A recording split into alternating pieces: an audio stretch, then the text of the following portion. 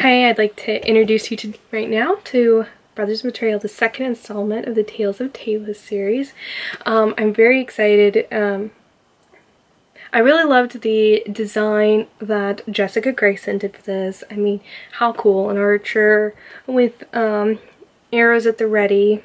He's in gold green, and on the back we have a pretty princess, and I loved this design so much. So thank you, Jessica Grayson, and any authors who need a cover designer. She's great to work with, and she always manages to find the perfect images to fit the story and ends up being exactly what I wanted it to be. Brothers Betrayal, I had the most fun writing of probably any story ever that I've done. While a lot of my books tend to be very serious in tone, and while there's definitely some serious stuff in Brothers in Betrayal, the first little bit of Brothers in Betrayal is pretty intense because I have Brian, who's the main character, his brother is killed, and that scene is a little intense, and he does struggle with bitterness. For the most part, this one was just a lot of fun to write. I mean, you have an archer who's always jumping up on top of things, so he's above everybody. He's always fiddling with an arrow or something. There was just so much to do, and it was in the city of a forest. If you watch the introduction video, you know I'm very much into forests, and so that I was in my element. The story was kind of a reincarnation of the first book I ever wrote. And in the original story there was a princess, and I've always loved the princess.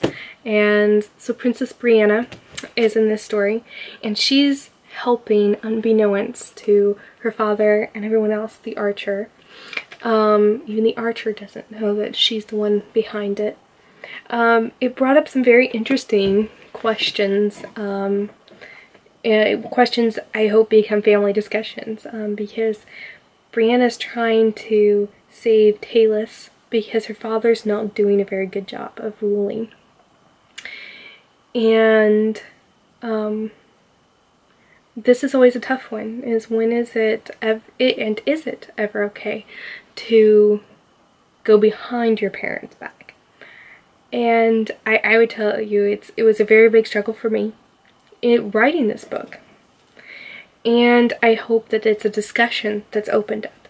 One of the things with the Tales of Talus books that I hope that families see, these are not meant just for kids to read. They're safe to hand to, I hope, a child, especially between the ages of 10 and 15, that you could hand them. There might be a little bit of violence, but nothing else objectionable in it. Although I always recommend parents read books or reviews of the books before handing it to the kids. But one of the things I always hope is that they start a discussion, because my opinions aren't necessarily always correct. And sometimes I put things in the books that are made to spark discussions. They weren't made to show the absolute right thing to do. They may have show what the character felt they needed to do, but not necessarily the best thing. If I had to pick a scene I love absolute best, is there is a scene in it where the archer and the princess meet, and there's rescue and water involved, and it was just a lot of fun. I made it this beautiful setting, and I had so much fun with it, and I really enjoyed this book. It was just so much fun. So if you're interested in archery type Robin Hood, a little bit in flavor, this is a great book to start with. You do not have to read the Tales of Talus in order, which is a nice thing. So if this book interests you, but this one didn't, forget this one and start with this one.